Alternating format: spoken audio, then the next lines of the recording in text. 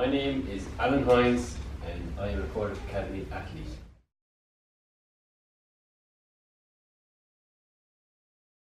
Okay, so normal drifting to me is just going out there having fun drifting your car.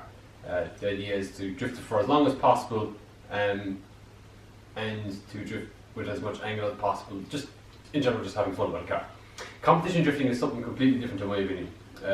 Yeah, okay, you're still drifting a car, right? But you have to keep other people happy, you have to keep the judges happy. So you need to go out there, you need to get the right line, you have to put the car on the wall, you need to put the car on other people's doors and stuff. It's just not about going out there and just drifting. You have to go out there and do what the judges want you to do, and you know, that could be many things. So for me, I think people need to kind of realise that there's two types of drifting sports. There's the normal drifting, which we all love, and there's the competition drifting, which is something a lot more serious than that.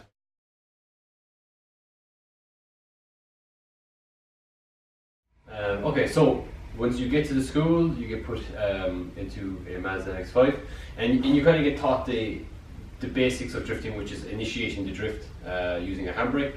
You get taught then how to slide a car through a corner using the handbrake, and then you work on to adapting that using the line, clipping points. Then you move on to the later levels where you learn how to transition using the same corner. So there's never a point where you're going back on yourself. You're always progressing forward. So when you're going through a corner, you're moving on to the next corner. So that's when you learn how to transition. And then eventually, at the end of level 3, you should be able to connect the full course together.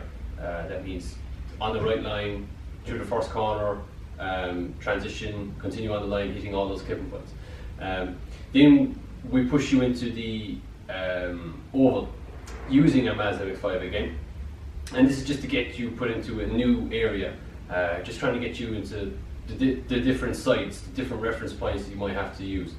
And then from there, you're pushed straight into this N3 and 350Z, and then you continue on from there. You get pushed onto the oval, you learn how to maintain your speed and where to transition and all the clipping points regarding the oval. And the oval is quite intimidating. It's certainly something initially, hopping into a car and just going for it is something, it takes a bit of time to kind of work up to.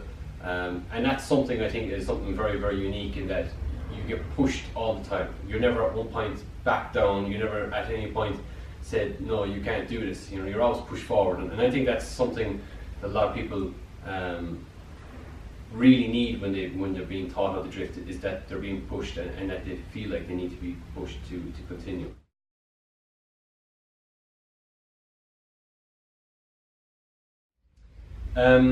Well, what worked for me was learning on the simulator.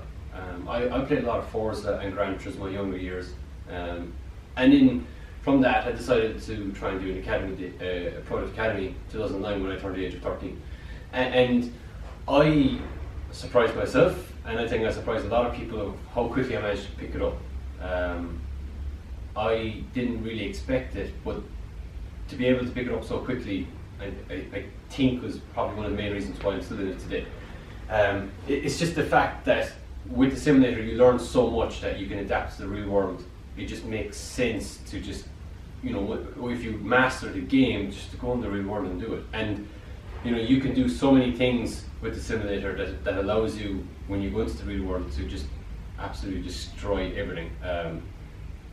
Yeah, I know, for me that's what worked, and to this day I still believe that that's the main reason why I'm here today.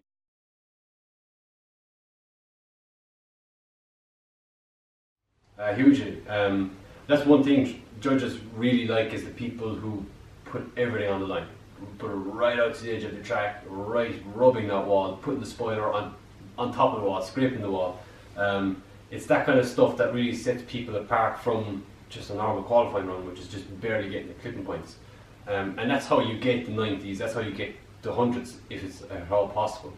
And so that's something I really aim for, and that's something I really put time into, especially when it comes to simulator practice. I really try to do as back-to-back runs as close as possible to the edge, and trying to find my limit, without making mistakes, and really trying to find areas that is so risky that they have to reward you for it, because that's their job, that's what they're supposed to do.